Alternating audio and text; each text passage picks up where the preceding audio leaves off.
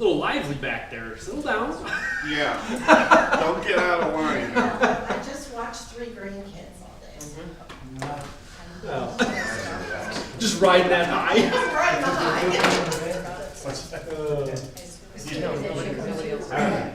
So are we all ready, guys? All right, good evening, everybody. Please stand for the Pledge of Allegiance. Welcome to the Board of Health. Where is it? I pledge allegiance to the flag of the United States of America and to the republic for which it stands, one nation, under God, indivisible, with liberty and justice for all.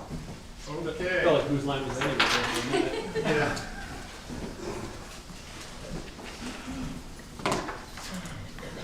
And you all have a couple packets in front of you. One is the bylaws, the 2 different copies. One of them is the actual agenda and everything attached to it.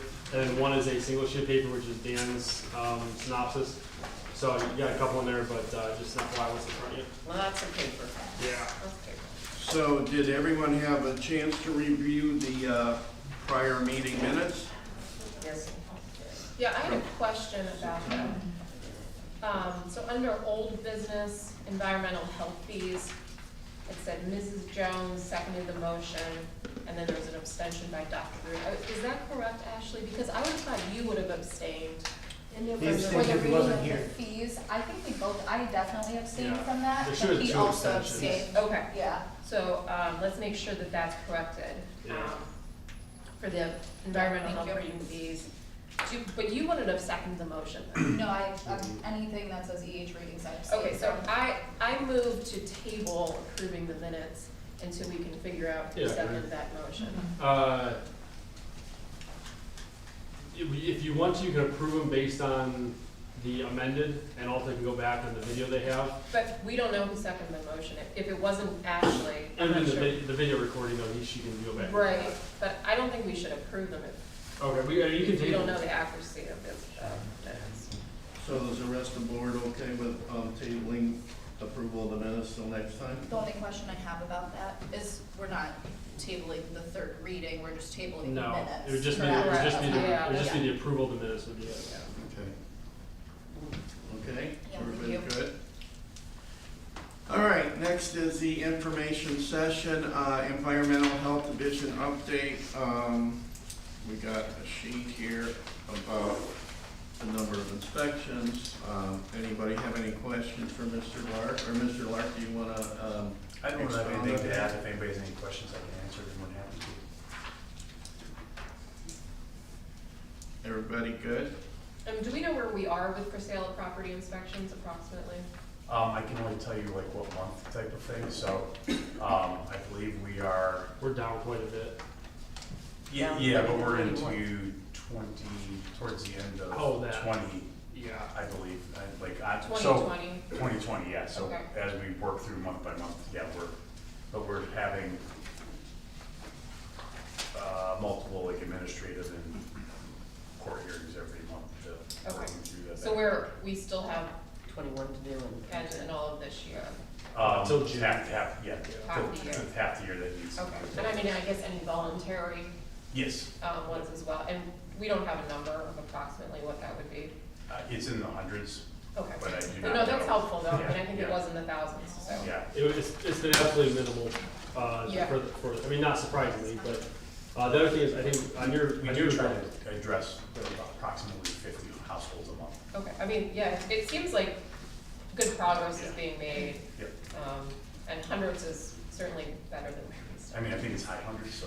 And I But think- 99, yeah. And at our last mediation meetings, almost nobody, you had very few, wasn't even half showed up, right? I want to say, yeah.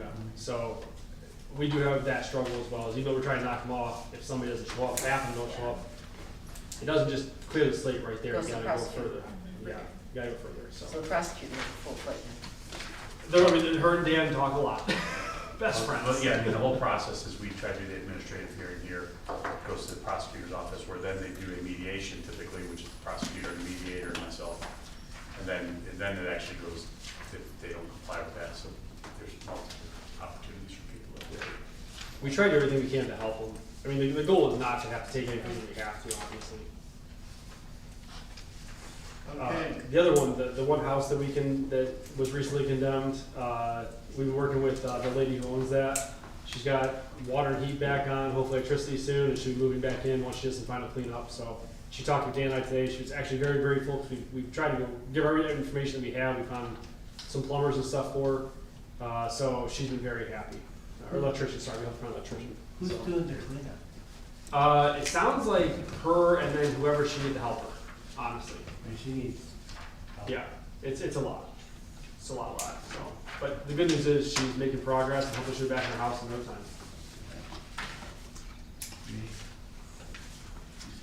Okay, how about Population Health Division update, Miss Carol?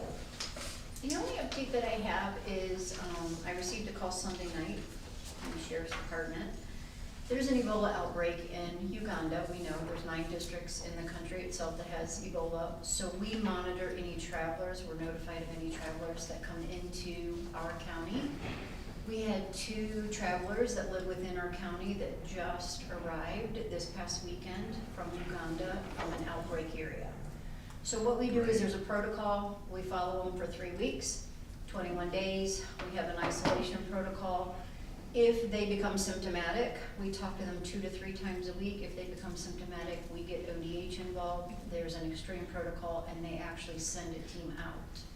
So we do have, it's 2 individuals from the same household that live within the county that we're monitoring. That's the only update that I have. How did we know that 2 people from Uganda? They're actually flagged through when they come through customs. And then the county's residents are notified, and they actually reach out to the Ohio Department of Health. So for us, it would be ODH. And then ODH reaches out to local sheriff's department because it was after hours. And then they called me Sunday. I took the call. Got a hold of me, and then we start the process. We started the process Sunday with them. Okay. So basically, when somebody says you're not being launched, I guess that's not necessarily true. Is that true? Only if you move. So far, no Cell symptoms. phone or Everything seems to be okay right now, so, but I just wanted to let you guys know that that's there.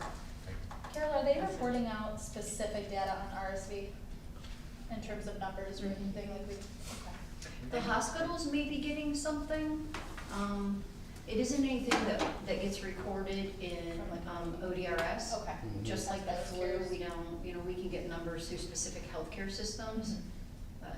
Okay, just curious, yeah. Yeah, maybe since all those numbers are up We know this it's year. bad, but we don't know. The flu virus is up, Yeah. especially on the West Coast. But the flu shot is theoretically hitting what it's supposed to. So if you didn't get your flu shot, you should get your flu shot. I can help you with that. I got There it. you go. I got it. Was your pitch. It's like, ta-da. Everyone get it. Okay, thank you. So the next thing's Administration Division update. I guess that would fall on you, Yeah. Adam? Kind of just what's written in there. The for sale property obviously is what we're watching right now. We're just the fall off in those, the revenue, things of that nature. That's kind of it for that. Only question I have is pertaining to our previous stuff at the well. Were we able Yes. to contact the people who did not get the bid? I did not. I actually just got the signed contract yesterday from Donemark, so I was waiting for a signed contract because if for some reason he said we're not interested, I don't want to have to go back to the person and say, hey, by the way, I just told you I don't know, now you have it. So we just got the signed contract. Hoping to talk to Mr. Burrows tomorrow. And then I reached out to Susan Whelan, the APA who's involved, the prosecutor assistant, and talked to her about we just got the contract and making sure I have all the next steps correct and I don't miss any steps. Cool. So we should be moving pretty quick. Awesome. Okay, so the next thing, I guess, involves Mr. Adam regarding financial report and administrator. Yeah, so you guys have the financial report. Obviously in the new business, there's in your request for some changes, appropriations. There's a small transfer that's gonna take, that is asking for approval as well. That is just to get the funds up and running for next year, so there's enough money to operate in January 1st. There's also a request to create 2 new funds, or to rename 2 funds, but that way it depends on how the the auditor's office wants to handle it. And that is, might be a new business. Resolutions. those are two funds. What I'd like to do is have reserve funds for the health department, so I don't want to say rainy day, I mean, that's a bad nomenclature, but, you know, we have the 27th pay, when there's 27 pays in a single year. That's usually not something you budget for, you budget for 26. If someone retires, there's a mass retirement, which tends to happen at certain times when the economy goes bad, people tend to say, okay, I'm gonna get out. And that'd be the payroll reserve fund we're asking for. The other fund would be a budget stabilization fund. I look at that more for unusual large expenditures. So do we need equipment that we haven't had before, refrigerators, freezers, do we have new vehicles we didn't plan on, that the costs are normally higher than normal? Things like that. The other reality is what it does, it ensures that money just doesn't get spent for any purpose. It's earmarked for a certain thing. So those are two funds I've talked to the auditor about. They're not up on the screen, I apologize. I just have those up so we don't have to get them up later on. Thank you. But those would be two funds. I did talk to the auditor office about it. We've sent it over to them. They have to send it to the state then has to approve them or just not respond and it's considered approved. So this is just the first step in the board saying, yes, we understand those funds are needed or that you'd like to have them, and it goes to the auditor's office for the rest. Budget-wise, we're in a good place. The only exception is, like I mentioned, we're gonna have to ask for more money towards public records requests, legal services. Yeah. As of right now, if it keeps going how it is, we'll probably spend in the area of $150,000, I'm gonna guess. For public records request. That does include some stuff with the lawsuit that was involved, but lately, the vast majority since, I wanna say June, has been records requests. Okay, and that, when you say 150,000, what time period is that? It's the entire year, so it's January 1st until now. January. But keep in mind, I don't think we had too many. The one public records request was from previous. That was the one that went all the emails about test kits. That was when we tried to in-house. There was just no way to redact, 30,000 emails, whatever it was. We then shipped that out. That was kind of that first public records request, and then we've had multiple ones after that that have gone through legal. And the one thing I want to make sure we note when we talk about the public records request, if you go talk to the engineer's office or to roads department or to somebody else, they're going to say, well, it's easy, you just give them the document. The health department and probably JFS, off the top of my head, are the only two departments in the county. We don't work for the county commissioners, JFS does, but we're the only two in the county that have almost entirely HIPAA-related documents. Our server has HIPAA on it, therefore everything's treated as HIPAA compliant. So when someone asks for 20,000 emails, I can't say, here's a jump drive, have fun. We have to go line by line and look for redactions in every one of them. The last request we had, I mentioned all of you, was 199,770 documents, individual documents that had to be searched, each independent one. What was that number, 100? I believe it was 199,770, or it was 197,770. It's 195,000 plus though. Documents or pages? Documents. Wow. So each thing is treated as its own document. So if it's an email, Yeah. it's treated as one document. Wow. If there's So multiple it's responses, then each one is a document as well. Yeah. But when someone asks for email, that email might have 15 responses. Those are 15 documents now that have to be gone through. But the 150,000 is gonna be January to December or January to, January through December. I mean, It's Okay. predicting. I'm just saying, We're not at 150 currently, No. but we're getting close. or It's if November. they maintain how they're going, what I don't want to do is what happened the first time, where if we don't have the appropriations in place, I can't pay them. Then we're behind on our bills every single month until we get caught back up. Yeah, so I noticed we have 45,000 Yeah. in legal costs this Yep. past Correct. month. It seems like these costs are increasing I would agree. every single month that I've looked at these reports. I mean, Right. maybe it dipped down one month, but, Mhm. I mean, 45,000 for one One month, month. I think that's a high. And that one might be some multiple things tagged together. It might be like, over 2 months, they're all tagged. Okay. I have asked that the firm tag everything so I know which one it alludes to, because the goal is, if it says lawsuit, I'm not gonna tell you guys it's a records request. I'm gonna say it's Yeah. lawsuit. And right now, it's a multitude of, pending litigation, current litigation, Yeah. mostly records requests Same though. thing. So, I guess, well, one thing I'm thinking of is I did just a quick Google search to see what the highest paid attorney is that's in-house at Geauga County. Yeah. And I mean, the records I found were a little old, Mhm. but less than $150,000. Yes.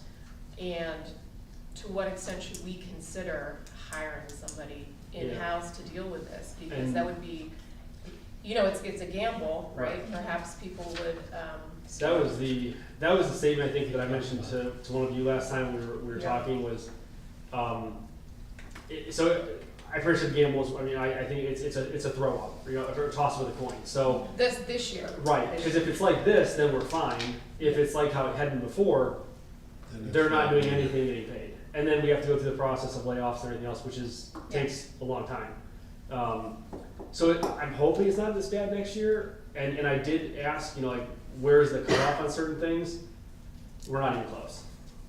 I guess I'd cut like off to for what? see, I'd like to see. Cutoff, the other side, no, you're a malicious requester, you just keep requesting things, or to ask for intervention on things. We're And- not even near that. We obviously don't know what the end game is for all the requests, which is, No. I would like to see, to Carolyn's point, if we don't hire somebody right now, okay, which I understand the reasons why we may not want to, I would like to see the trend Mm-hmm. by month, We and can for do us to follow that, so that if we need to, right before budget year, Yeah, we can do we that. wanna Yeah. throw it in then after first quarter. Yeah, Um, weeks worth of data. What I'm thinking is, you know, some of the jobs you have to do, Adam, as far as managing litigation, I mean, that could very easily be pawned off on in-house counsel, so that, Mhm. that would take it off your plate, and so you're able to, you know, work more with services and Yeah. maybe decrease your 90 hours, or whatever you work. a Yeah, week. my only concern is just being fiscally efficient, Yeah, is no, if sure. we don't have a lot. Yeah. Right. Because really everything has to go to the prosecutor's office on Dan's side. It doesn't get to him in-house, it's gotta go to them. Right. So we really can't give that to them. The public entities pool stuff, yeah, I can give it to them, but it's, you know, it just depends. The record request is the 1,000-pound gorilla in the room, and I'm Yeah. hoping it slows down. I can't in good conscience tell you it is or it isn't. Right. I don't wanna be And that's the completely, toss up. you know, yeah, I don't wanna lie to any of you. So much of that. You know, it's just, it seems like overwhelming to me. What'd you say, 197,000 or 170,000 pages? How long would it take a person? No, to documents. go through Documents. all that? Documents, just multiply How that by long- two. pages each. How You're long talking would it take them to go 400,000. through all that? I mean. Won't happen, That won't Yeah. happen. no. The people I mean, requesting I them are don't not think gonna go it's- through. yeah. And some of those get rejected, some of them are duplicates, like, you know, obviously if you ask for an email and it's got 15 things in a chain and 100 people, you gotta filter out until it's one chain. Yeah. And I won't say you call it a document, but I think it was an item kind of, everything's here as its own item though. Everything you have to check is its own item. So if it's a single line of text in one email, that's, I mean, I call it a document, it's a item. I think the important thing is regardless of, 197,000 is absurd, but it's the time lot. that's tacked on to each of those documents. I think time is Yeah. the problem, that we don't have, the personnel, and the time is then a monetary value No, tied to it. We do not, Yeah. we do not. Adam, to that point, and I do forget, Mhm. what is the person making the record request, do they pay any fees?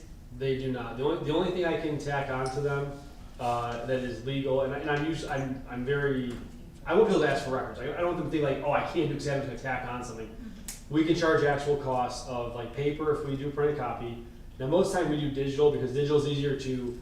You guys probably don't want me driving up to his office saying, here's all these, now driving back to me spending $100 an hour. So usually we do jump drives. We can charge for jump drives, and I believe the request that I got from at least 2 board members last time was we should be charging for jump drives. So I did instruct Brian that from now on, let me know what the jump drive costs and do those. I also talked to ADP over at the IT department and said, my thought is I'm probably gonna go online, buy like 100 pack of like 16 gig jump drives. Don't They- encourage them, Adam. Well, they have to scan them because we can't attach them to a server that's not been scanned. Wow. So I've got to get these things in advance so that if we need them, there's no way there's a virus on them. There's not Yeah. spyware. So I won't do 100. I was just a broad number, but if I get 25 or 30, I might have IT scan them all, and that'd be our records request jump drives. When did they start coming back in again? What's that? When did these record requests start coming? I Big want time. to say March, April, ballpark, maybe June. June is what I was thinking. I would say if I said second quarter, I would say it's probably a broad enough range. It's probably most of them that started. The one was last year, November maybe was the email one, and that's when we tried in house to do, and it was too Disaster. much. In house wasn't doable. So does everybody understand, and there will be a charge when somebody does a public records request for the, Actual cost of the jump just drive. the actual cost? not the $16 main or cost. $10 or however I found it. Which is written in the code, right, or whatever. That's correct. Yeah, it's in the So ORC we're not, there. we don't need to vote on anything, that's just No. what the code says. I just wanna make sure everybody's, like, Yeah, you know, certainly. more than one of you had said we You're okay should with be recouping at least some Yeah. cost. Right. Absolutely. It was brought up last time though, I think I clarified, one member of the public had said charge actual cost. You can't charge actual cost in terms of personnel time. Right. It's the jump drive, it's the print, it is, if I ship something, you know, I don't have to pay $500 to ship to Hawaii, you have to pay that shipping cost if you want. Yep. I just, Okay, any other questions about the finance report? let's see here. I know how excited you all are about all this stuff. Yeah, actually, the only thing I noted was the 45,000 Yeah. for the attorney in 1 month. Yeah. What's the cost of the Maple Leaf? That is to post the meetings meeting and also the, I think it's the hearings. The me- So we have to post notices for the. Okay, Yeah. that's what I And I figured. think that one was the Parkman one as well, the Parkman Wells, Okay. I think that's in that one as well. Yeah, cause we do have a membership to Maple Leaf, I get reimbursed through Lake though, because everything gets posted there, I wanna make sure it's right. So, I got a membership. Oh, and then the other thing I was gonna ask about the legal invoices, why are those broken out into different, is that based by public records request or by matter? No, it was, so if I remember correctly, we have the $500 retainer, that one is separate from the other ones. Okay, And I asked for that specifically because I wanted to know what the retainer went towards. Because if this slows down and I see the retainer only spending $100, I may say, hey, we don't need $500 if we've never used it.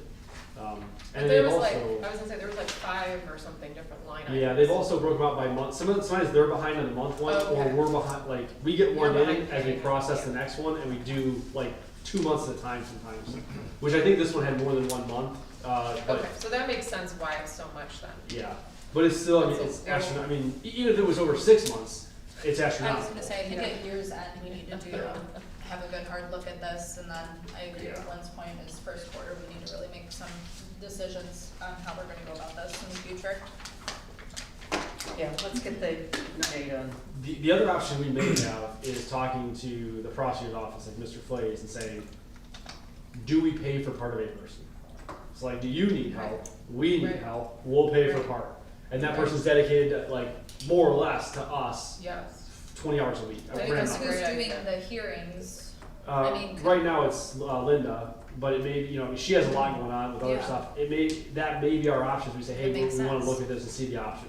Mhm. I'm more apt to do that because then if we say, hey, there's a records request, well, Dan's got 1,000 things. Right. Go do Dan's thing. Yeah. You know, No, I think there's, that makes a lot of sense. yeah, to me. that's the only thing I thought of. I mean, I don't wanna say too much about it because I haven't asked. Right, Yeah. I can be told, go pound salt, no. right, right. But the only thing I thought of was, you know, looking at efficiency of taxpayer money, that might be the way that there's still some, there's good investment, let me put it that way, for the county. Yeah, because I mean, if we were only paying, let's say, $50,000 with benefits versus Right. 100 plus, Correct. I mean, that looks, if we only paid $50,000 next year for legal fees, holy moly, that would be a miracle. I Right. mean, based on where we are now, I mean, we almost Yeah. paid that much just this month. Correct. Correct. I would very much agree. Okay, so I think that'd be a good conversation. Well, I guess I'm just hoping I'll talk with people, Mr. Flays. Yeah, people are learning the difficulties that we are struggling with Yeah. related to public records. I mean, that's the goal with talking with all of you is not to like lambaste anybody, but you know, as we saw from Southern Public Comment last time, they just thought you could just charge for it. So if it's $100,000, you charge $100,000. Well, no, we eat the cost, more or less, and besides, you know, jump drive or shipping costs, which, and we had one in Lake years ago that we told them the shipping was $100. They go, never mind. Like, oh, I've already got everything. Never mind. Okay. So, yeah. Okay, anything else? So do we have a motion to approve the finance reports for November 2022 as presented? I move to approve the finance reports for November 2022 as presented. We have a motion, do we have a second? second. All in favor? Aye. Aye. Okay. Thank you, everybody. So the next thing is old business. So we are in the process of revising the bylaws, and I just would like to give a big thank you to Lynn Roman and Carolyn Brakey and taking the time to go through all these, and I think we have a pretty good finished product that they are gonna talk about now. Right, Yeah, last well, time, wow. We have to jump back to mine real quick, Rich. Oh. I wouldn't want to interrupt you. I have two things over real quick. One is just an overview of 2022, doesn't take long. The other one is the budget, because I do need to get budget approval tonight to send it over to the county auditor. Then it says the budget commission, and that way it's in place on 1/1. I don't think it's actually on there. I think it was mentioned. It must have gotten slipped off. Yeah. So if we can, all right, go. left-hand side of the screen is the one we're gonna go on. Hold off, bylaws. Right. Hold on. Slow down. Okay. Exhilarating So the left-hand screen over here is the one that's important right now. So 2020 review for sale, for the property, operation maintenance, public camps, building move, things like that.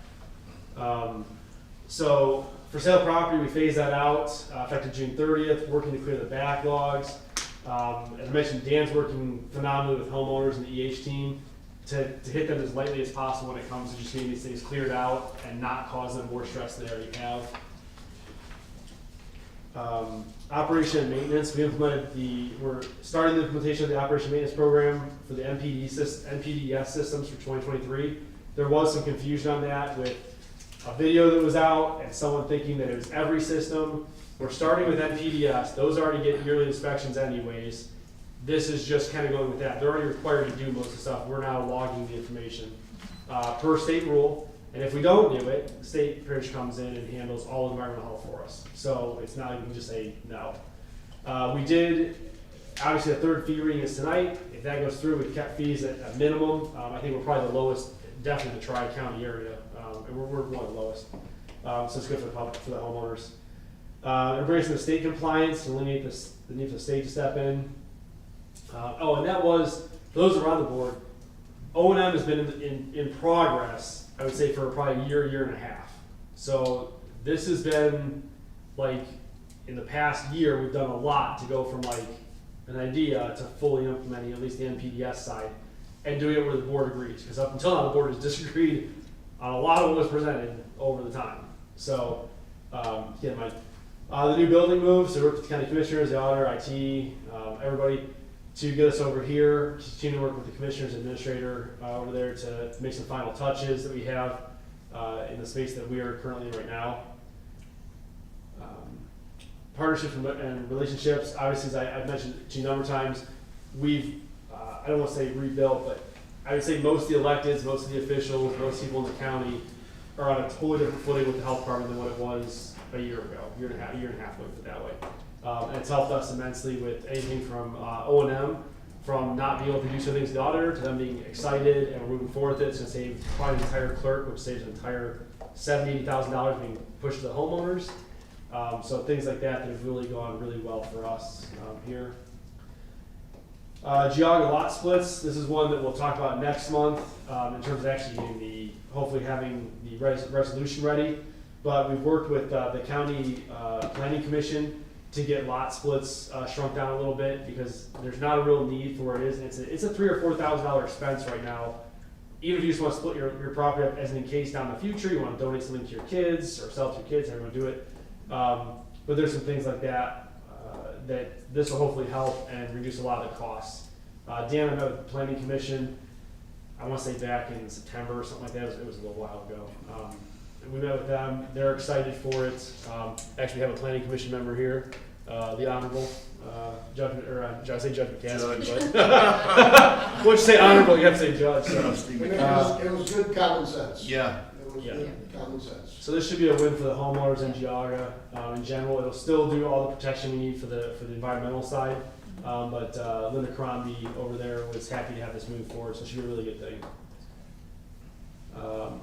The wait times, so I think that is probably the one I'm most happiest about. In general, the wait times for most things has been significantly reduced, from callbacks to email answering. There's still room for improvement, don't be wrong, but significantly improved. As you've heard before, members probably come in and say, they get a hold of Dan, they get a hold of sanitarians, they get a hold of me. Big difference in how that was running. And that's just numerous conversations outside of here and hearing the difference. I remember about a year or 2 years ago, we were the previous regime was very concerned, because when, like Dan, if McCaskey would call in and ask for a callback, it could be up to 2 or 3 or 4 weeks before someone would call them back from this department. And I think we made great strides, and I know they were concerned, they wanted to try to get it down to a week, and I mean, to me, you know, selling real estate, if somebody calls you for a job, you know, if you don't call them back in 30 seconds, they're on to the next person. So I want to commend this department for at least returning calls back and letting people know, you know, and being in a reasonable time frame, because And I think it's mentioned 3 weeks is actually pretty long. And I think it's mentioned previously too, the Facebook and website, but internet, social media type stuff. Carol's team does that. Night and day difference on that as well. Both response, posting, discussions. Like the meetings are posted 2 or 3 days, or 2 or 3 different times, well in advance. Everyone knows the meetings are going on. The agendas are not posted. This was a bad month because there's other stuff going on at Park and everything, but usually the whole packet is now posted as well. So all the stuff we're going to discuss, and the attachments, the finances. That way, if you're sitting at home, you can look and follow along and say, okay, I get what they're talking about. It's not just like a random kind of dark screen that I can't see. Most of the stuff is posted now. Parkman Water Wells, I did get the contract signed yesterday. It was funny, we've been talking via email all the time. He mailed me the contract signed.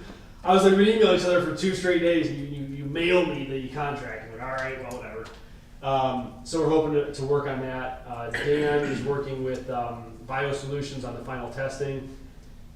They may have given the information out to someone that wasn't authorized from our side, but so the public had the information before we did. There may be up to 11 wells. If there's 11 wells, we have to go back to EPA and ask for some additional funding because we don't have enough to cover 11 wells. Okay. So that'll be a discussion with EPA. What do we have now, 6? 300,000. There were 6 listed by EPA. They knew there was more attached because one of the people that came in that was angry, his 2 properties weren't listed. We knew that off the bat. That was just the 6 that were in the contract. We had more coming. If there's 11, Dan's waiting for the results. If there's 11, then we have to go back to EPA, for a time extension on the additional ones, or ask for a new contract, which might be what it is. We need a new contract for 2023. I did email Don and Mark today, asked them, you know, when do you want to meet with Dan and I? We need to meet, go over how we're going to do this, the first well, when it's going to be drilled, get the testing done, and then start drilling after that. So we're getting that stuff lined up as well.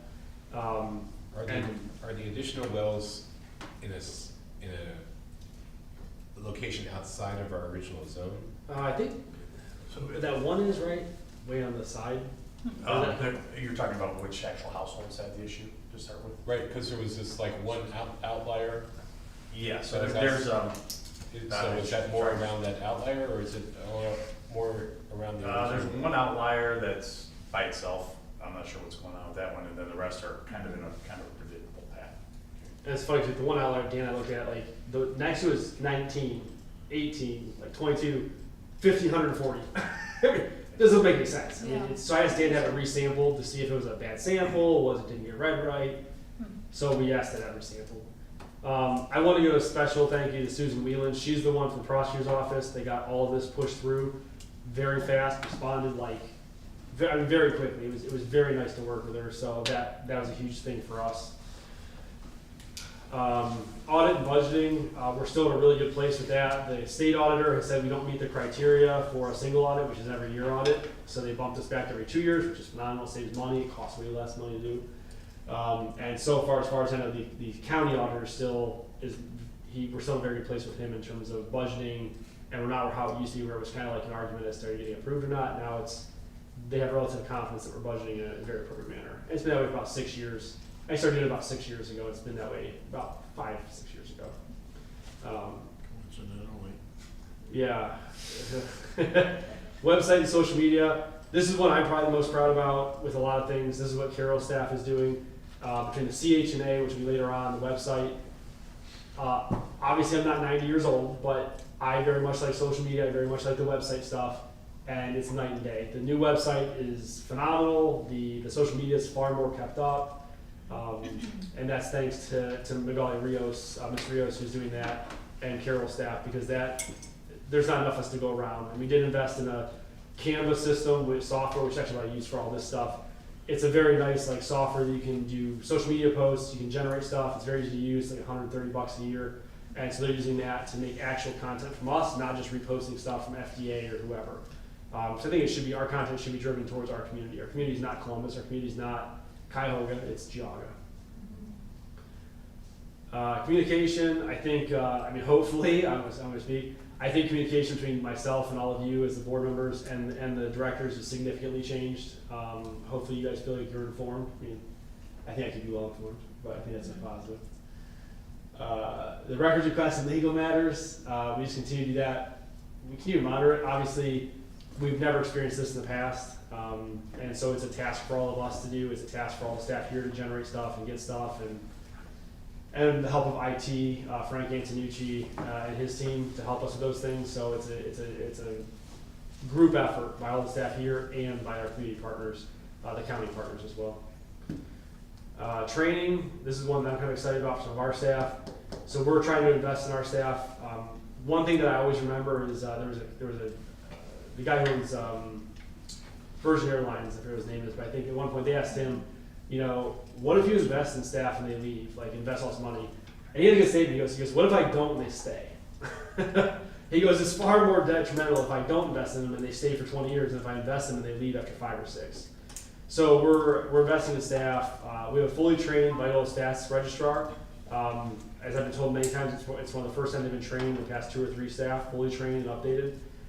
Carol has helped with that, Mary Ann has helped with that exponentially. We're training current staff, we're helping with the accreditation coordinator job. She won't be doing all the accreditation coordinator things, but she'll help a lot of in-house things to help us, which is a task in itself, and you have to love literally sitting in front of the computer typing out policies and things like that. It takes a special person that wants to do that every day. Training a sanitarian to teach to serve safe locally, so we're actually going to help one of the county departments host their own serve safe here, so they don't have to drive somewhere else, like Cuyahoga County or somewhere else. It should save taxpayer money that way. And we're working on getting one of our staff, one of Dan's staff, certified so they can teach in-house, and it'll actually generate some revenue, not a ton, but it'll generate revenue and also make sure the county residents aren't going elsewhere for that service. And the sanitarians can be experts in their field and rely on the state less, like state of Ohio less for answers. We're working on that with Dan, where his staff are becoming more or less subject experts so that they don't have to call the state, because the state just defers to the harshest, strictest interpretation. We don't necessarily need to do that every time, because our county's not, again, Franklin, it's not Cuyahoga, it's Geauga, so we have some interpretation of that. Staffing changes, this is one that I think is important, because if you've ever dealt with training people, it's never easy. And Carol Schernero, as a prime example, has probably trained more people in the health department than anybody else. And that is simply because of, as we all know, nurses get a huge premium outside the public sector. And so she has had to train numerous people. We've had people leave us and go to other county jobs that pay a little better. So we're trying to work on that as well. But Carol's done a fantastic job keeping her department fully running, might I say, throughout all of this. Alta's had a bunch of changes as well when it comes to clerical staff. And Dan is currently training, or at least training, or in the process of 2 sanitarians that are relatively new. One SIT and one, or REH SIT, and then one REHS.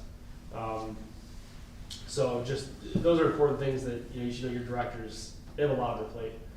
Public camps and pools, we worked with the state to create an action plan and move us into compliance with state requirements. We've been out of compliance on many different things, and Dan worked diligently with Mary Ann and some of our staff here to turn that around in a very quick manner that the state needed, and we should be now in compliance. Obviously, we'll still have some dings that, between when they told us about it and we enacted it, there'll be a gap there that'll occur, but at least they know we worked on it and did it. It'll also ensure a better service for the community as well that's actually in compliance with what we're supposed to be doing. We're almost done. House Bill 110, we brought that into compliance, talking with Dan. We've mentioned that many times what that was, and that was huge. That was probably one of the biggest things, stressors and everything else on Dan and I. That's one of the things that still, it'll haunt your dreams at night when you think about House Bill 110. We're fully in compliance with that, we're fully caught up on it, put it that way, and catching up with anything else that we need to as well. The permits, licenses, and fees, again, we reviewed those, you're all aware of those because they're the 3rd reading right now. We've actually lowered some, brought into more reality of where the costs are at. We've brought as many things down as we can. We've streamlined other things. We've found other ways to streamline some processes. Again, it's going to be a good investment for the community. It should also be a realistic cost with what it costs the health department to do said license, permit, and fee. Community health needs assessment, this is a big one. This is one that I originally thought I was gonna have to deal with, and honestly, I didn't have time to do that. There's other things that come up. Carol, Sarah, Sullivan, and Magali Rios have taken this on and have done all of it. They've worked with Geauga UH, they've worked with other community partners, they've been hosting some meetings recently with those partners, and I cannot tell you how, I mean, this is a huge document. I mean, it's a gigantic document. So kudos to her staff and her for being able to push that out with really no notice. This was kind of like a, hey, it's due, and we jumped on it and Last just week. ran. It was fast. Deadline's into November. Right, it was close, and Sarah Sullivan is also working to get our accreditation, some of those other deadlines extended, because obviously we don't have the staff, we have not been caught up in the past year, and so she just wrote a letter to the state asking for an extension on some of those parts of it to extend us out on a report that's due for accreditation. Food Serve Safe class, I'm personally excited about this one because one of the county agencies needed a Serve Safe class for their kitchen. Normally they have to go out of county and have it done, which means taking all your staff, 18 people, driving them all somewhere else, paying for that drive time, paying for the gas, and then driving back to here. At a cost, obviously. Dan was able to work with his team. We're gonna host it here. They're downstairs, they can come up here, get the class. And it's gonna be a very, very minimal cost with huge benefit for them. And it'll be more or less a private class at this point for that agency. So they'll be able to talk about their specific things, not so much of a broad, like, hey, Burger King does this. No, this is kind of that agency. And they were very excited because they were thinking they had to go somewhere totally different and they're gonna be out of compliance. So that was a huge thing for us to be able to do. That was just the ends I knew were at the end. But I want to let you guys know, those are, in my opinion, patting the directors in the back, everything they've done. Those are things that they've accomplished in 12 months, maybe 15 tops. But those are all things that have been accomplished that I don't think I would have said that was doable like 2, 3, 4, 5 years ago. So those are all things that Carol and Dan and all did. I think it was well stated. I think the presentation was good. A lot of the information we remember through the year, or at least I remember through the year. And you're right, your team has, together, you and your team have managed to They've been pull things up. phenomenal.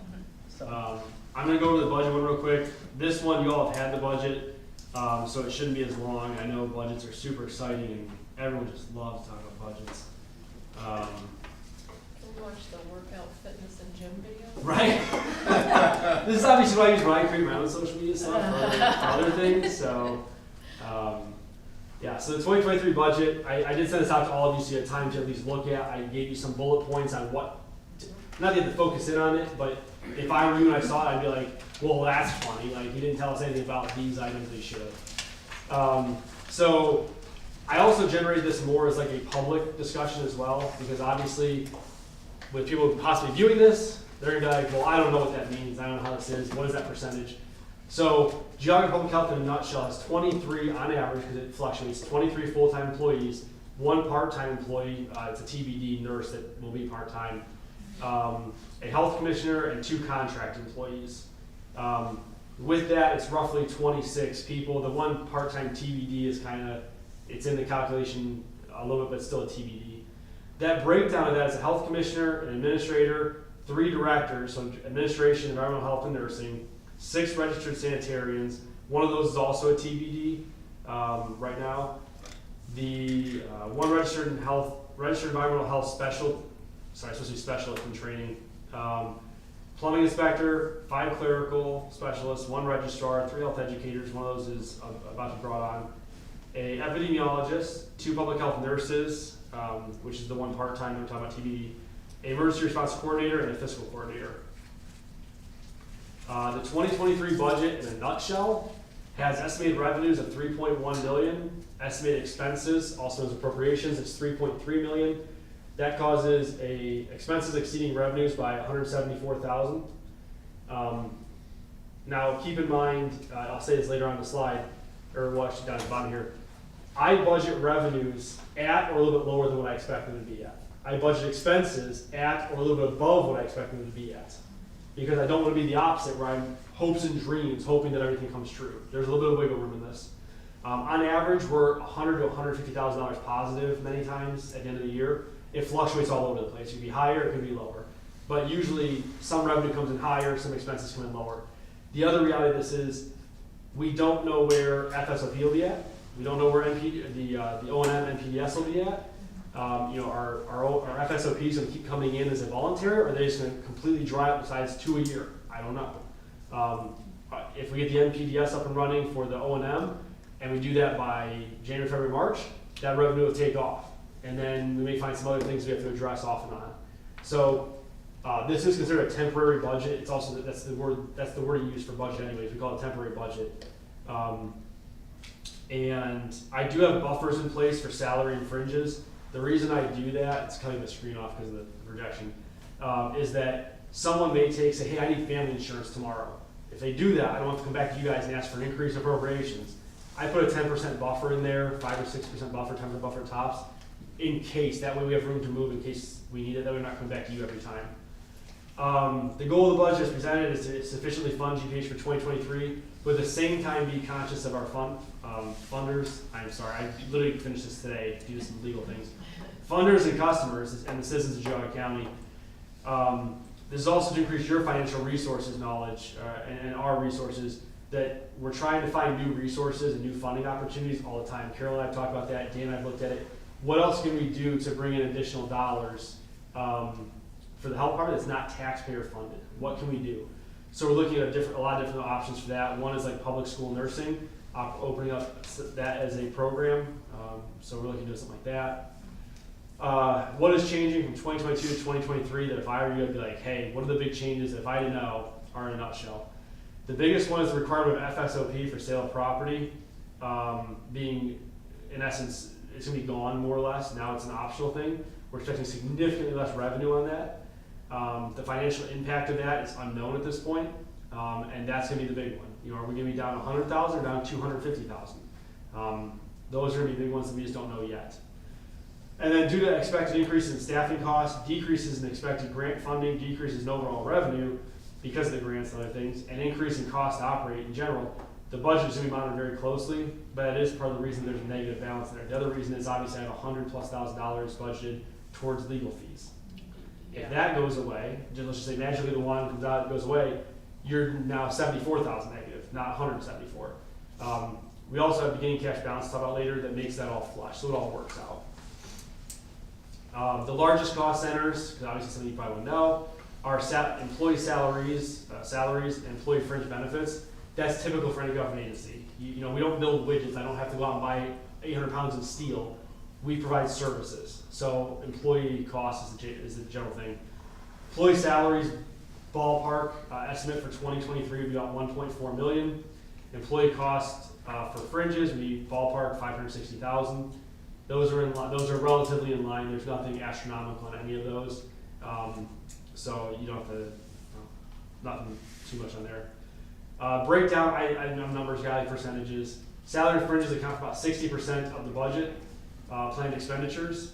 Sewage treatment for sale of property is approximately 32% of all planned expenditures in 2023.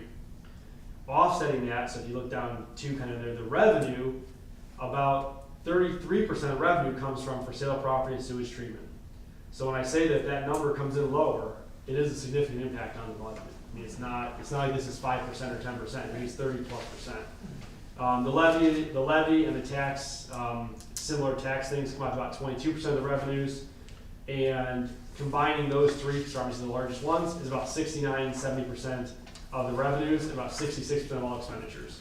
So obviously those three cost centers, revenue, expense, are the vast majority of the budget. Grants are becoming harder and harder to find, which we'll talk about later. Concerns for 2023 and 2024 in the future, decreasing grant funding, which has been occurring. Grants are almost impossible sometimes for us to get because of the makeup of our community, affluence of our community, other things of that nature. Potential stagnant levy, increased cost to maintain staffing, because obviously, as you're all aware, you know, $18 an hour anymore ain't $18 an hour anymore. So those things are things that we have to compete with, where in the past, we didn't compete so much because we had benefits and some other stuff. OPERS, or Ohio Public Employee Retirement System, which is our retirement system we pay into, has been cutting the benefits left and right.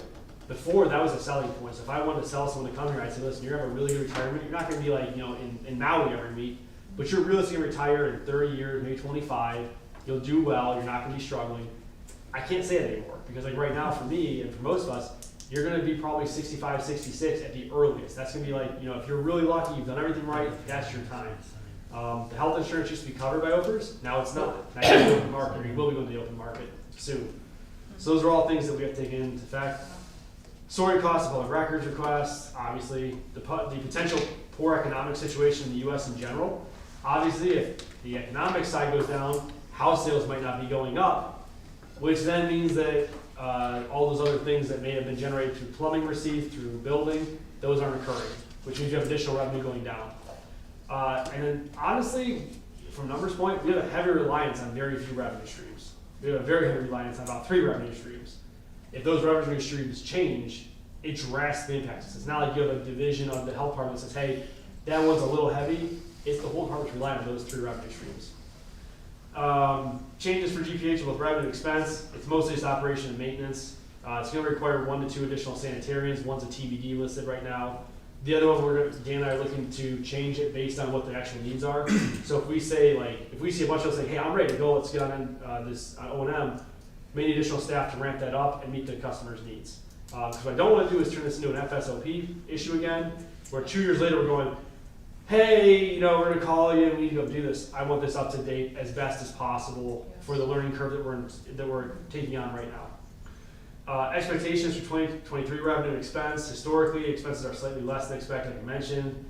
Due to employee turnover, equipment lasting longer, revenue historically close to budget depending on housing market. Why a temporary budget? Because that's, you know, most of you wouldn't call it temporary. That's just how we do things. When the state auditors come in, they go, what's your temporary budget and your amended temporary or your final temporary? So I have it worded that way so that when the auditors come in, Final temporary? then, yes, the one I do in March is called the final temporary. It's contradictory. I know. It is funny when you have to explain it to someone who doesn't do audits for a living. They're like, this makes no sense. Right, it doesn't. Expected cash carryover, this is where that difference, like, you know, if we go negative at all, we have about $4.5 million in cash carryover that is currently in our coffers as of October 31st. What I do every year, I do this budget for the past 6 years, I take 20% off that number, and I say that's our cash carryover for the next year. And that's to be conservative, because if it stays the same, great, I just amend it and I'm still where I'm at. If it goes lower, I've got to figure out, did I appropriate enough where I'm not going to get hit by a state statute of over appropriating a fund. So I have to address those issues as they come along. That 20% number, that next box down, it'll be about $3.6 million is what we're appropriating for 2023. Changes between November, sorry, where's that mouse moving around? The change between November and early 2023, as I mentioned earlier, there's 2 payroll funds, the budget stabilization and payroll fund I'm asking for. We would transfer about $200,000 in each one of those funds, and that would be kind of locked up money where someone just can't spend it on salaries or anything else. It's specific for a issue that occurs in the future we didn't expect or plan on. Again, there's the slight concerns are staffing, so retaining staff, changes in OPERS and other things. Grants are just complete ineligibility many times on requesting grants, and most health departments, not say most, a number of health departments run on grant funding. That is their source of income, at least 30%, I would say, or more. We don't have anywhere near that. Unfunded state mandates like operation and maintenance, those are things that when we get that, we have no choice but pass that on to the customer, which is the public, who then is not usually very happy. And many times they hear about it from us because they don't know what the state is doing. So O&M, and we saw them when we were here the one night, they didn't know, they thought we were doing this. No, it's a state mandate. It's been the code since what, 70s, Dan?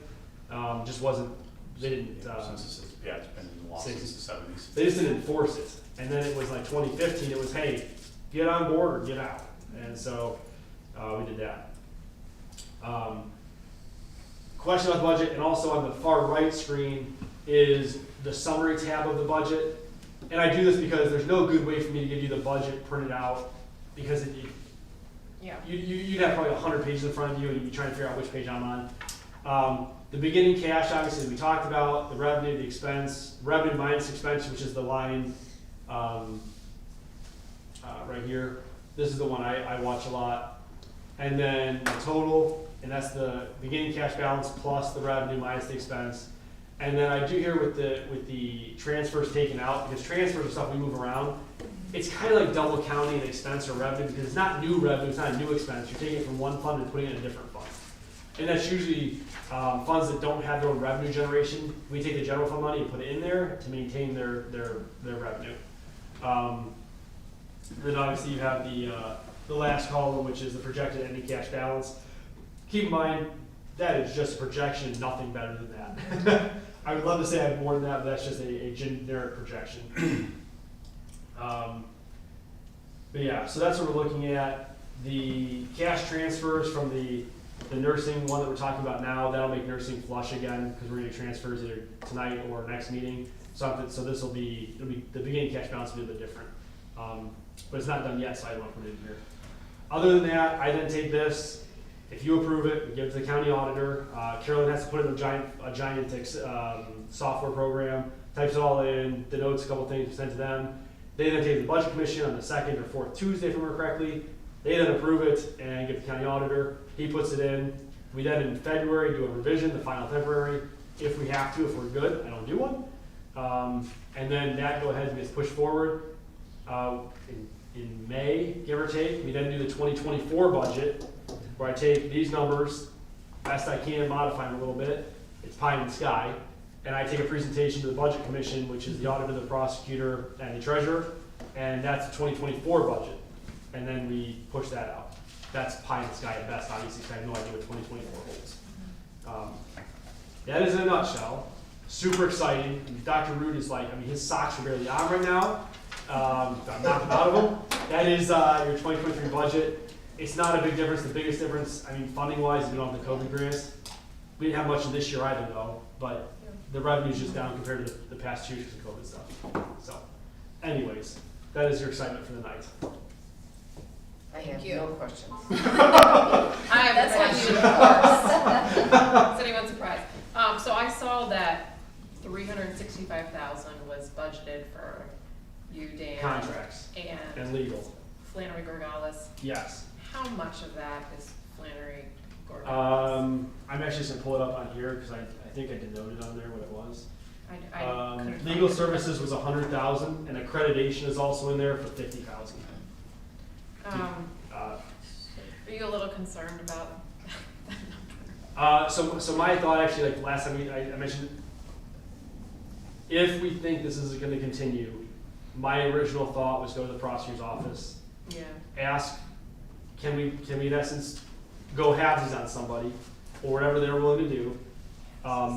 Not that I don't like Brian. I mean, I trust him indubitably. Yeah. Yeah. But the sheer fact of the cost Yeah. is what's killing me. And honestly, it's I don't like unknown liabilities.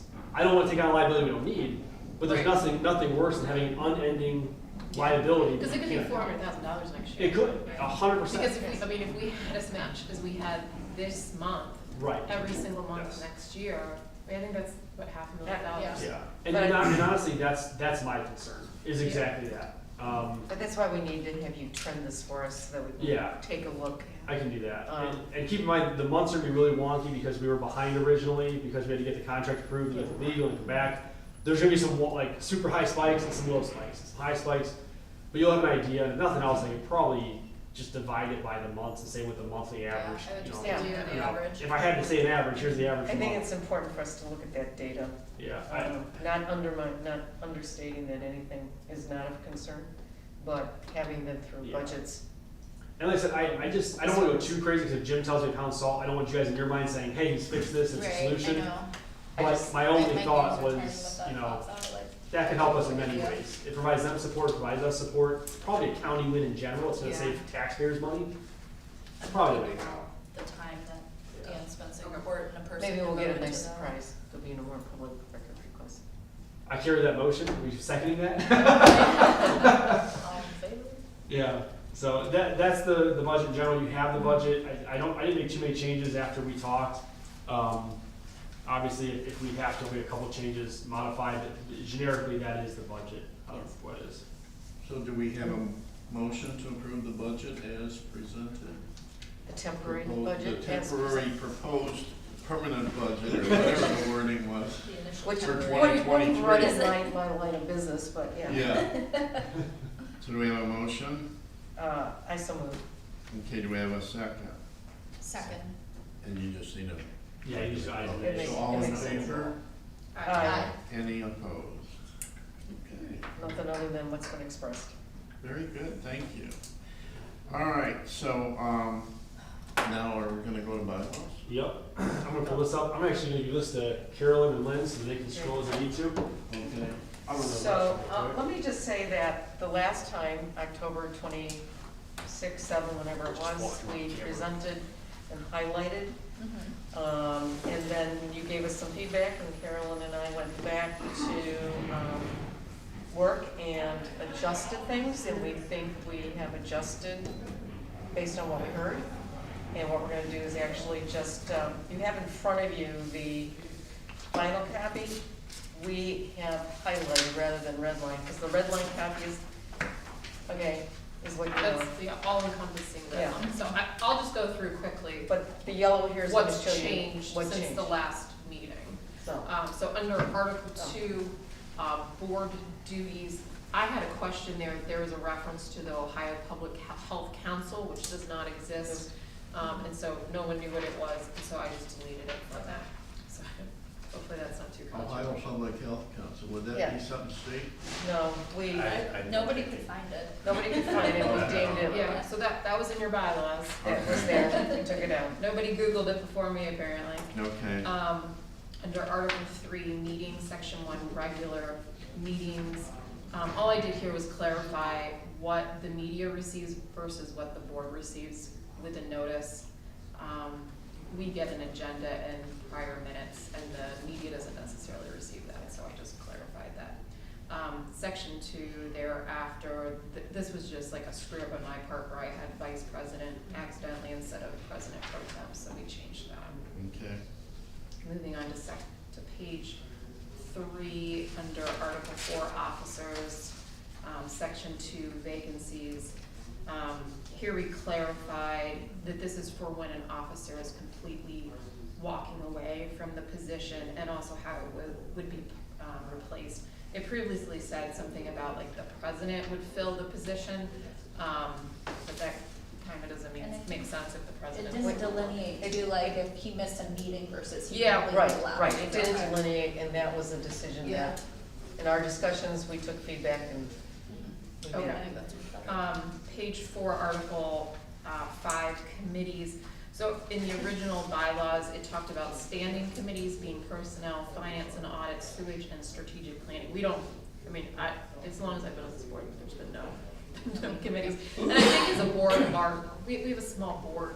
I don't think we need standing committees, but you never know what's gonna happen. So this creates an ability to create ad hoc committees, and then also disband ad hoc committees when they're no longer needed. And the president does that.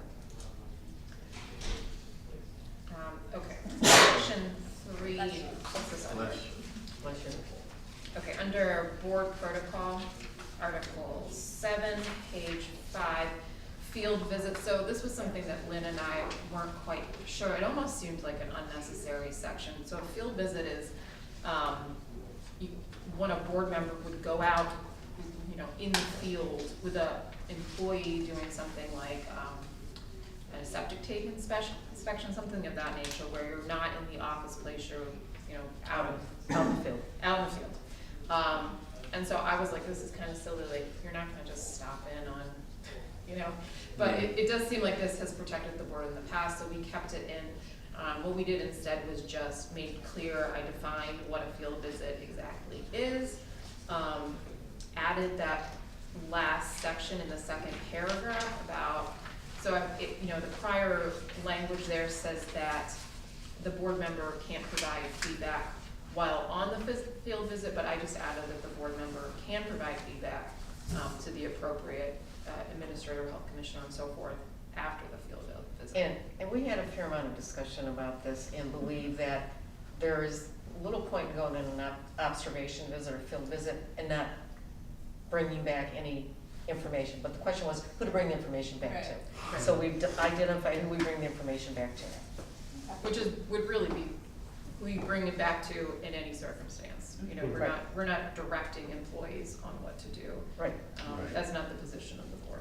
So, next section, conflicts of interest. This is, I think I read aloud what I wanted to add here, and so I just added that as far as Yeah. disclosing a conflict of interest and then abstaining from voting on any matter regarding that. So under section 7, sunshine laws, this was something I think I brought up during the meeting last time, but I just wanted to highlight it. This would allow a board member to delete communications pursuant to an applicable retention policy. We don't currently have one, but if one was added. We do have a retention policy.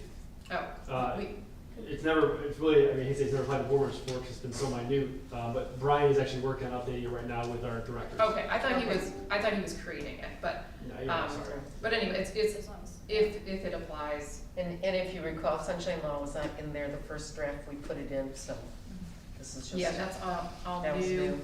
shiny and new, info there, and I skipped the last one. Oh, and then the final thing was Article 9, bylaw review and amendments. So this was a suggestion that the bylaws be reviewed at least every 2 years. I think I initially said biannually, but rather than Yeah, saying that, just at least every 2 years. biannually can get confusing. Twice a year, Yeah, twice a year or two, exactly. Right, okay. No possible. Oh, that's really good, thank you guys. Do you want to? There you go. Thanks. So those were, we believe, the last changes that we heard all of you telling us in October. And open for discussion and feedback. So anybody have any discussion or anything, Dr. Ruth, you I have think this questions? is great, a lot of work went into this, we very much appreciate it. Far Karen more and- explanatory for Karen Lynn. especially Karen members. with a K and Lynn, that would, I think this is, or, what? yeah, No, that's your great answer, Carl.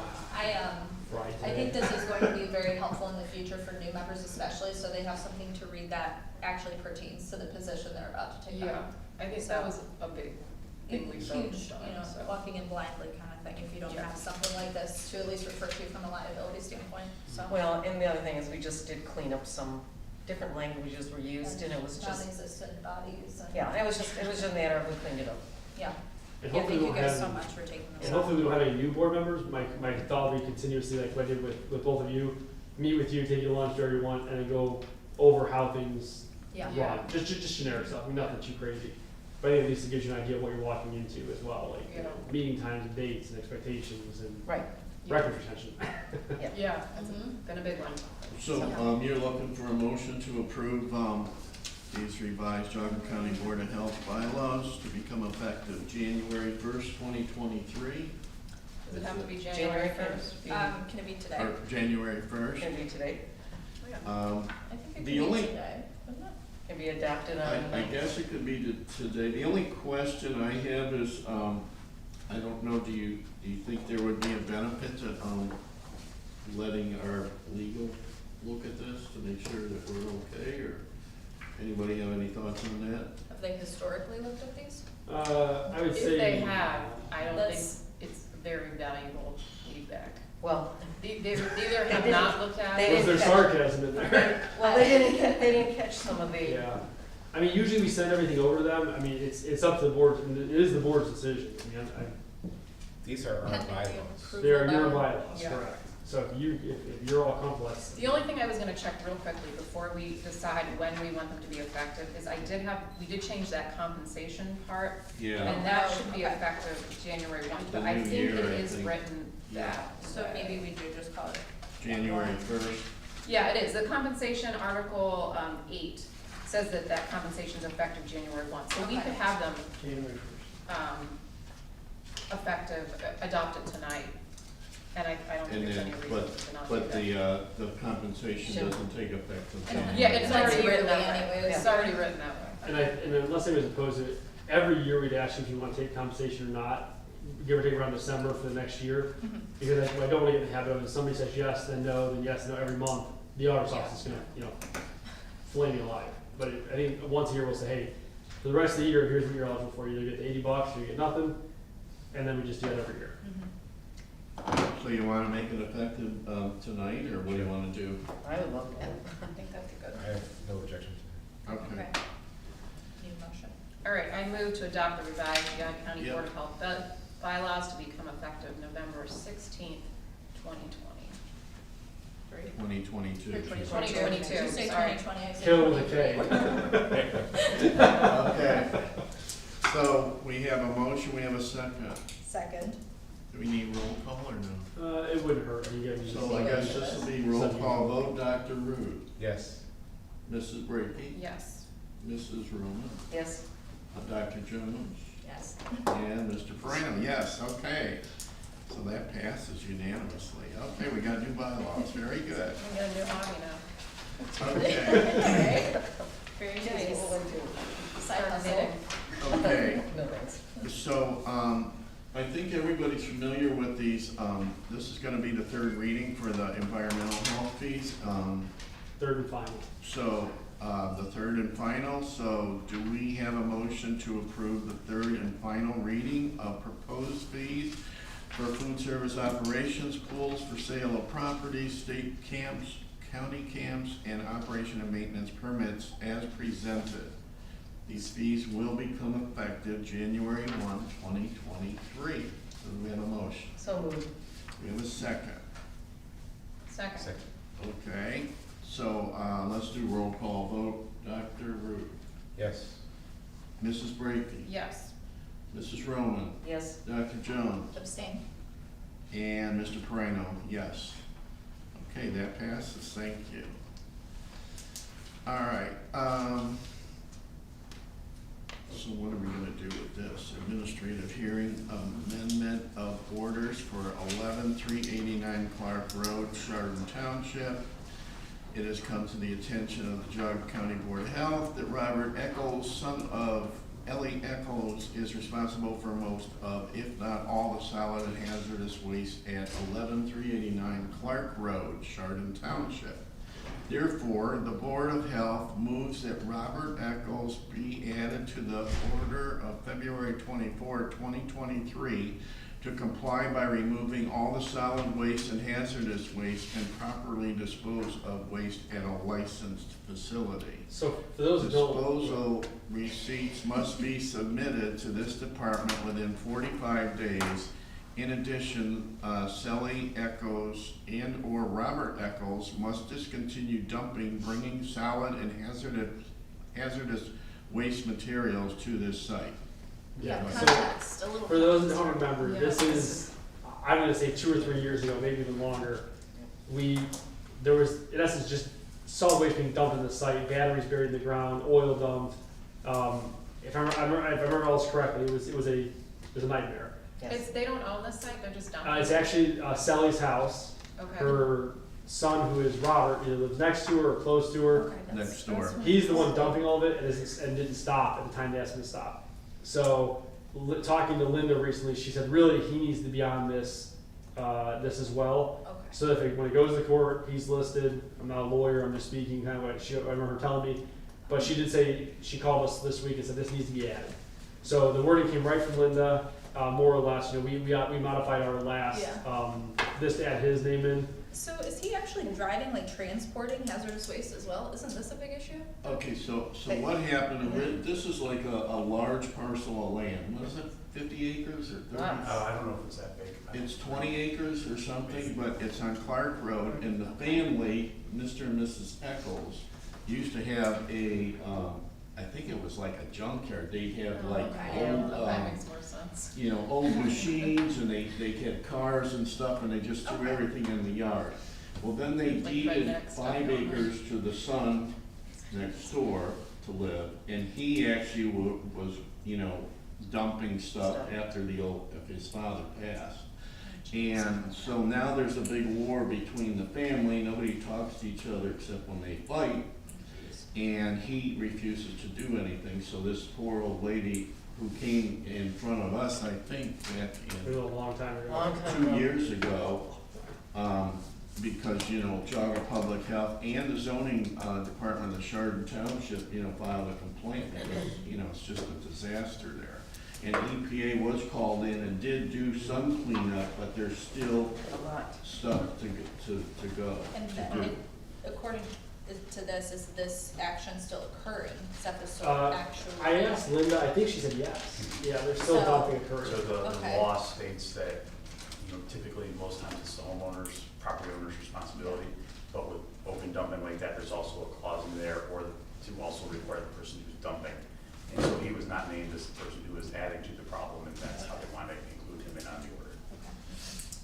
So, And this really doesn't change anything you guys have done in the past, the previous board. It's just adding one more name, who is the actual, really the person that's doing the offending. And has it gone to the prosecutor? She said for, Oh, I it's don't been at know. the Yeah. prosecutor for a couple of years, Okay, I believe. yeah.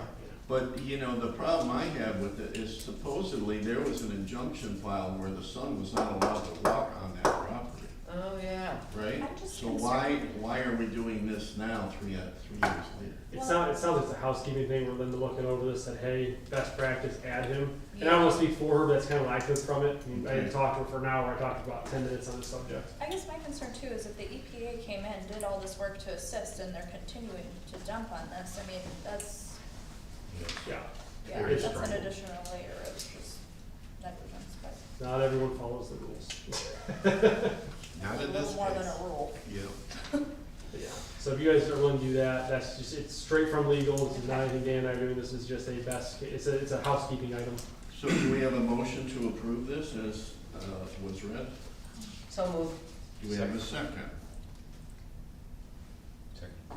Okay, Dr. Root. Okay, so you want a roll call? I do, yeah, roll call together. So roll call vote on this one as well. Dr. Root, Yes. Mrs. Brackey, Yes. Mrs. Roman, Yes. and Mrs. Jones. Yes. And Mr. Parental, yes. I think that's unanimous. Okay. So the next thing is new business, supplemental appropriation and cash transfers. Yep, so the transfers as mentioned, the appropriation increases at first. Increase the Board of Health contract services by $50,000, that's for the legal services, it's the only thing we're prepping on.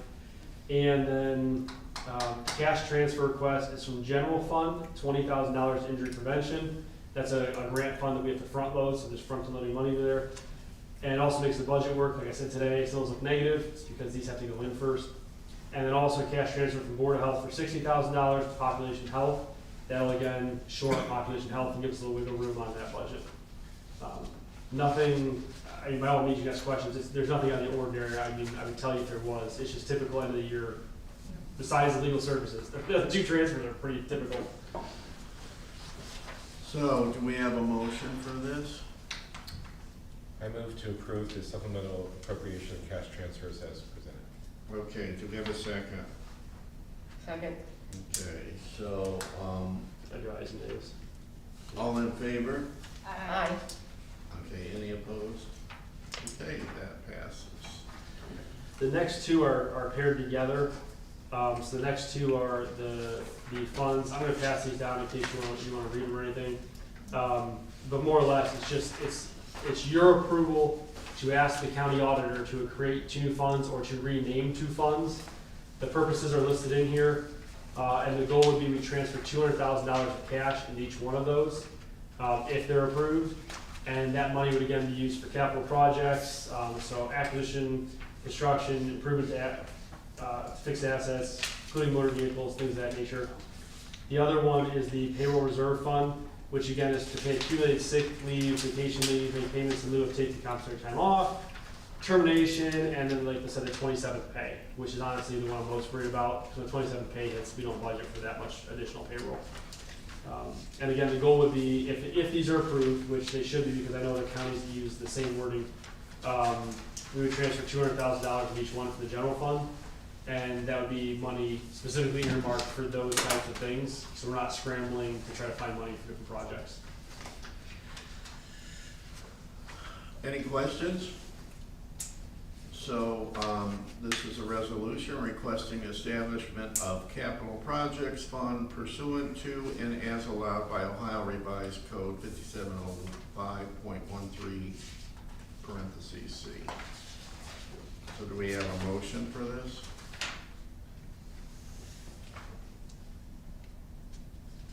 I think we're just reading it. Yeah. Can we just cover it? And these were done by legal, by the way. Susan Wheeland actually assisted me. She wrote both of those for us because the auditor's office asked us to go to the APA first, just to make sure the wording was what the prosecutor's office would want.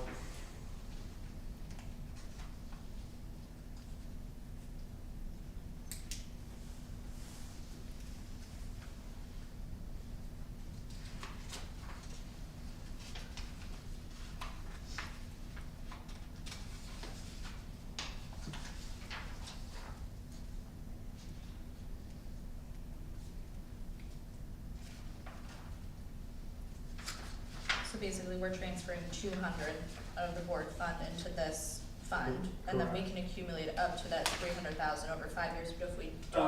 I've never actually seen a cap like that before, so I was worried she used, I think it was Board of Mental Health, because she just helped them, or sorry, yeah, I think Board of Mental Health, she just helped with 2 funds like this. I don't think we need more than $200,000 or $300,000. I just put 300,000. It was a blank space. So I put 300 as an example. And then essentially, if we don't use that, we start by transferring 200 of that back to the original fund, the 6002 that we took it from. No, it would stay in there. So that's The goal is to earmark anything them. that exceeds that. Yeah. Okay. What I get nervous about, so you probably realized it happened late. They overspent, and they reported they couldn't meet payroll back 8 years ago, 7 years ago.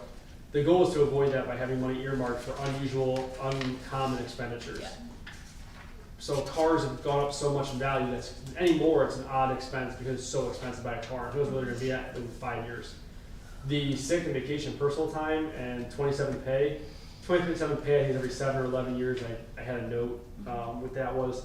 And then on top of that, if OPERS makes changes, sometimes what OPERS does is they say we're gonna make a change effective 1/1. You have until 12/31 that previous year, the prior year, to get out. If you don't, you lose the benefits that are changing. You will oftentimes see mass retirements or mass just turnover.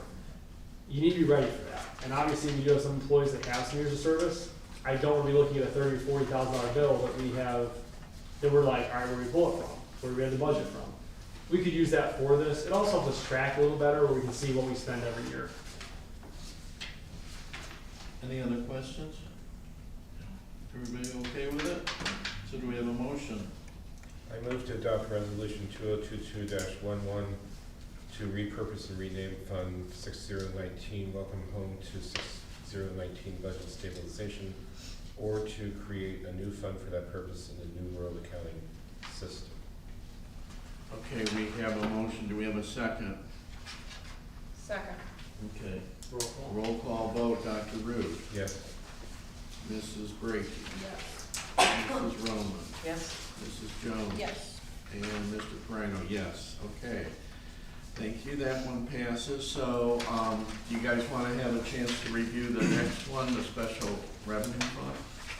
Yeah. Everybody read that? You want to read it And that's yourself? the payroll reserve I just talked about. So that's the 27th pay, sick, vacation, personal time payouts,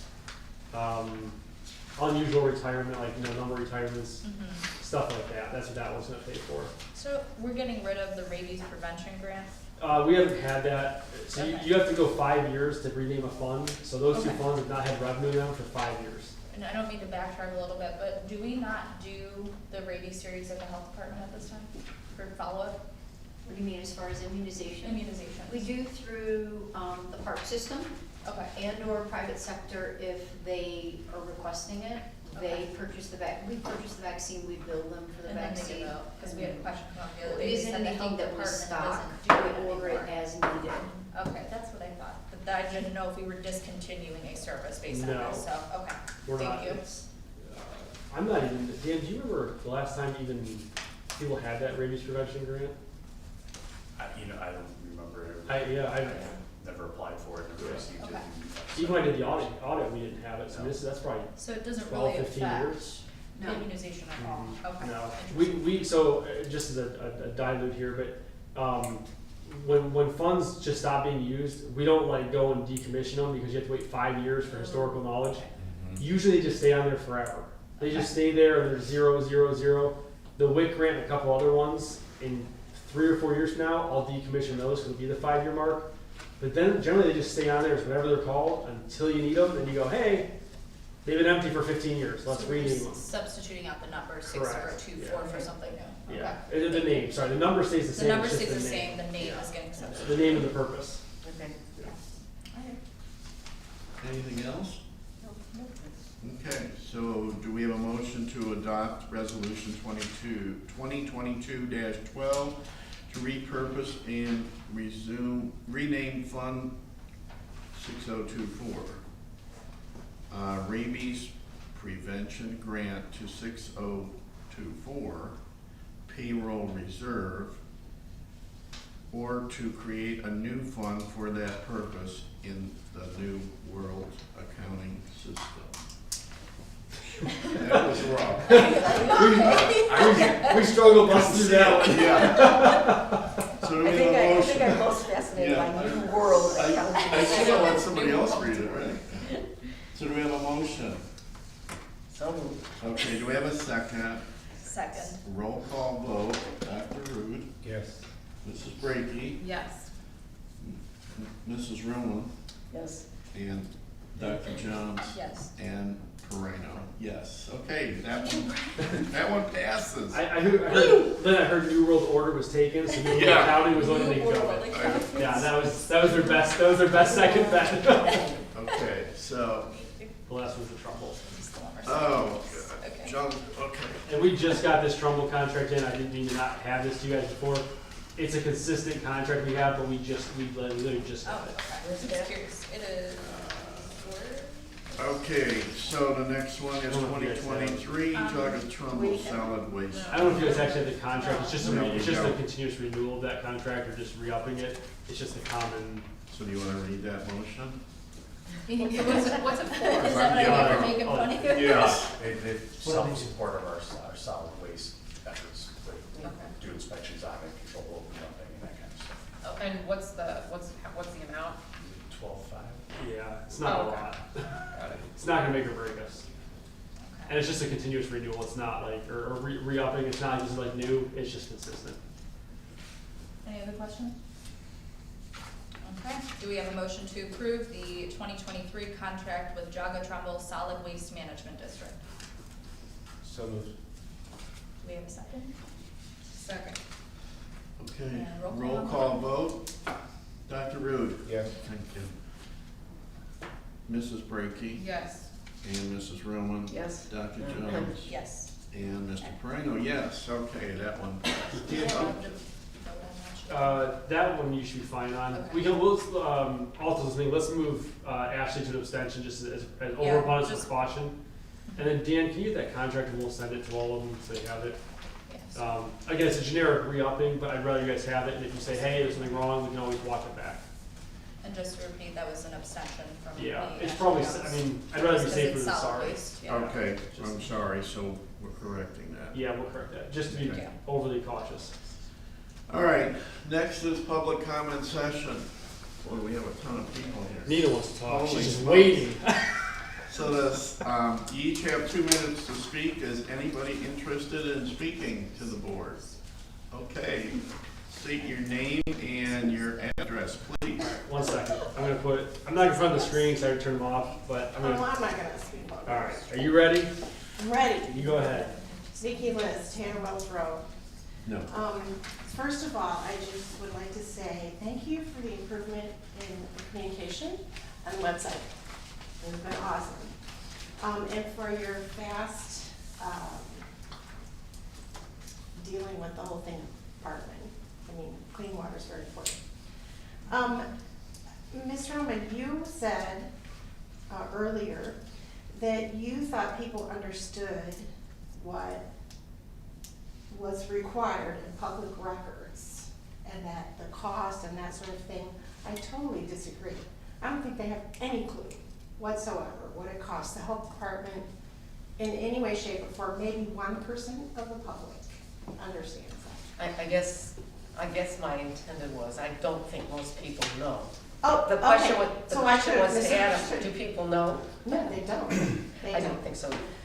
So with that, I think you should charge for the jump drive, the taxes, the shipping, and everything else that you can charge. That's what we're gonna do now. I think that's just Yeah. ridiculous.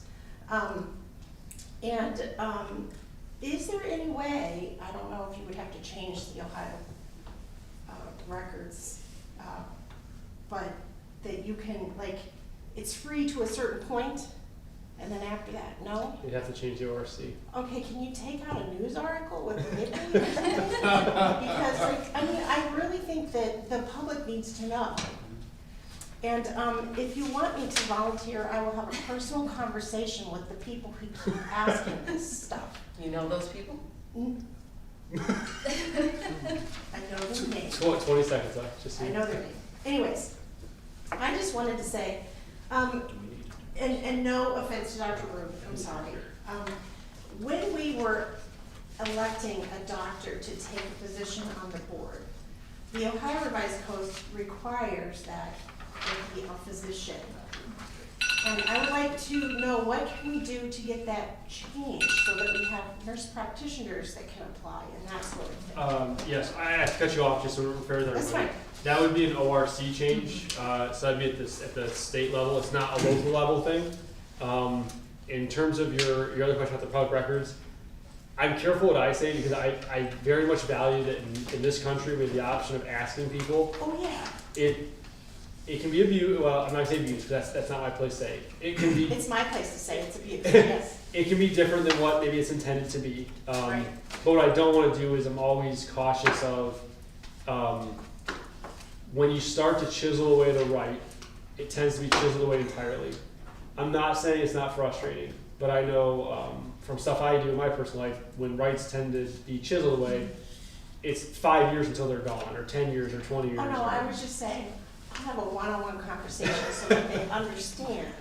And that would be your citizen right. I'm careful because I don't want it to be retaliation or retribution or, Oh, no. I don't want anyone to come in here and go, well, he's going to go after me, so I can't say anything.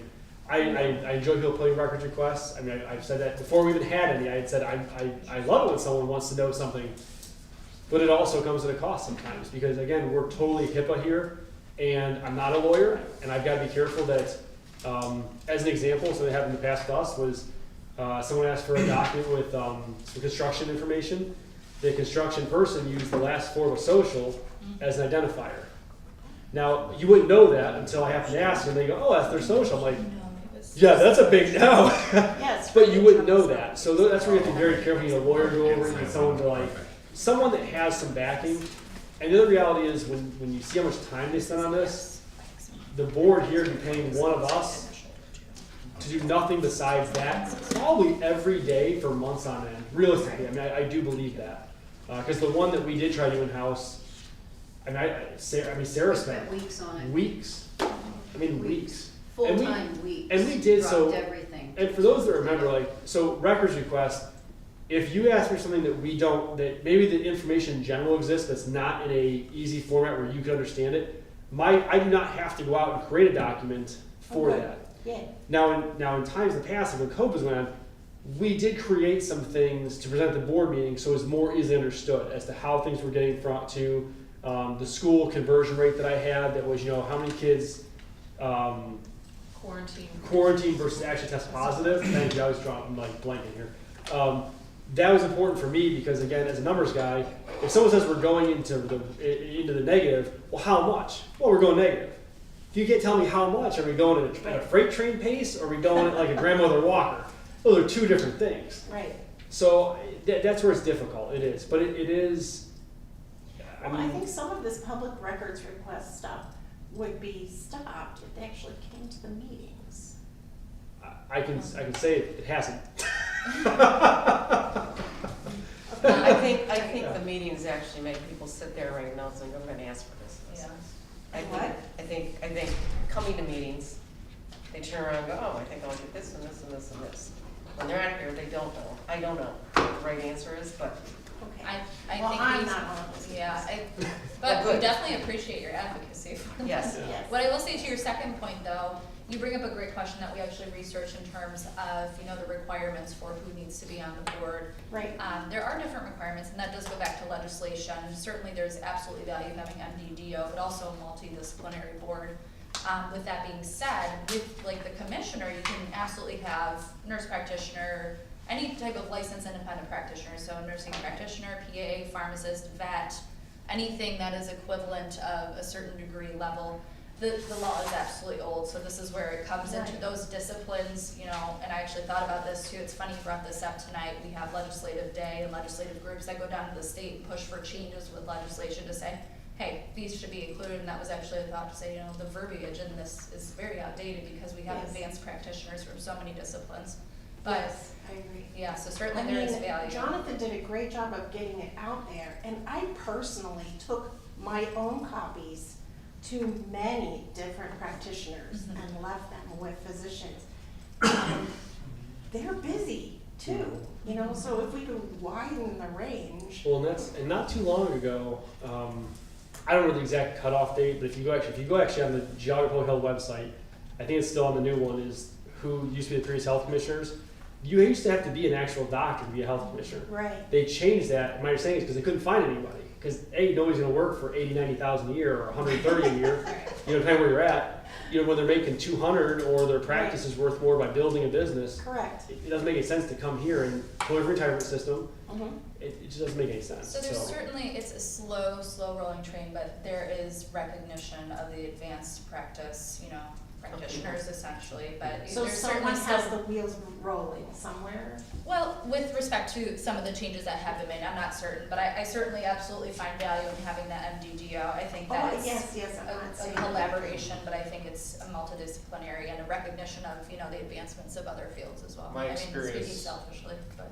My experience with the state legislature is that they are keen on widening the net to include allied health professionals as well. And there's a strong lobbying group on behalf of those organizations at the state legislature, so Okay. I doubt that they would be. I mean, if you think about Geauga County and how many doctors there are here, compared to like Columbus or something, I mean, Right. we're we don't have a lot to choose We're from. small. And I joke you not, because originally no one applied for the first posting. I know that. I had to call the state, and literally the only response was, I personally had to go and beg doctors, and they have had other counties where the health commissioner had to go beg a doctor and say, I did that. I just need you to show up. I will drive you there if I have to, but you got to just. And that was their only response. I said, what if I said we don't have 200 doctors in 5 miles. We don't have that. Right. And many that of was, them are still seeing patients at 5 p.m. So Right, that yes, makes it and hard. I agree that Psychology. that is just. Dr. Ruth selling medicine right now. Why it would be so hard. Anyways, thank you. Yep. Thank There you. was an article about the public records request in the Sugar and Valley Times. Right. Mhm. I can send it to you if you want Oh, to see yeah. It's interesting, yeah. I must have missed it, I'm sorry. it. No, it's all right. Okay, anybody else? Okay, All right. so it is now 6:37. We need to go into executive session to discuss matters of personnel and pending litigation with counsel. We're not gonna use counsel, we're We just don't- gonna bring Adam in with us. Due to the change today, we don't need the council with us. You guys Okay, will get an update. so, do we have a, And real quick, there should be no action taken outside of the executive session. And I right, would not be shocked if this goes a little bit longer. So you can stay or you I know can people get leave. frustrated when I don't tell them that, and they stay here for 2 hours. So Yeah, just an I'm FYI. expecting snacks. Yeah, there are some snacks as normal. Oh, yeah, what happened with the snacks? They're in there. yeah. Okay, so it's They're not back next time, though. 6:38. Do we have a motion to go into executive session? So moved. Okay, a second. Second. And roll call vote, Dr. Root. Mrs. Brady. Yes. Mrs. Roman. Yes. Dr. Jones. Yes. And Mr. Moreno, yes. So we are in executive session. 6:39. Thank you, everybody, for coming. And real quick, Cheryl and Dan, I told them they can get out of here if they want to. Yep. You guys can leave. You don't want to stay. Yeah.